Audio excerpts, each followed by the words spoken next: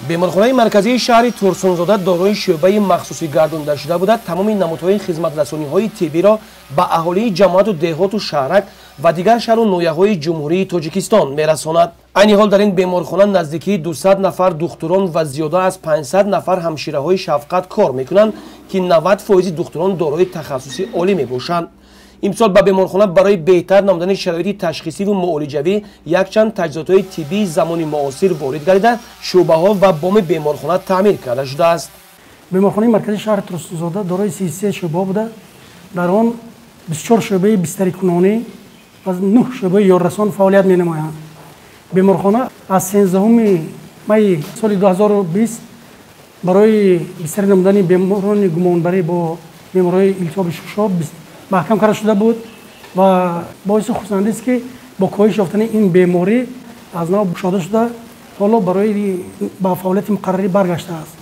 در این روز در بیمارخانه 146 نفر طبیبان 573 نفر همشیرهای طب کار میکنند که همه آنها در جای کار بوده شبانه‌روزی در خدمت بیماران قرار دارند.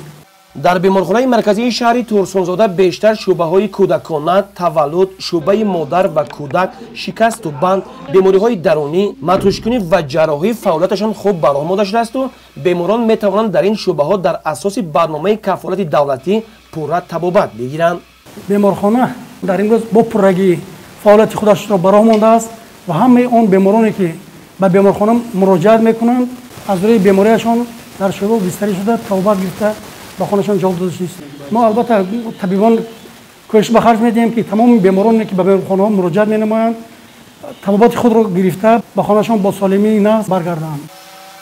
کارمندان ساحه تندرستی شهر ترسونزاده با نظرداشت آنکه تامین سلامتی اهل جامعه اساس رشد و پیشروی دیار است، بهر بلند برداشتن صفت خدمت طبی به اهالی نقشه‌های مشخص را راه‌اندازی می‌نمایند. مقصد دارند که با استفاده از امکانیت شرایط طبی را در اینجا بازم بهتر و خوبتر به راه مانند.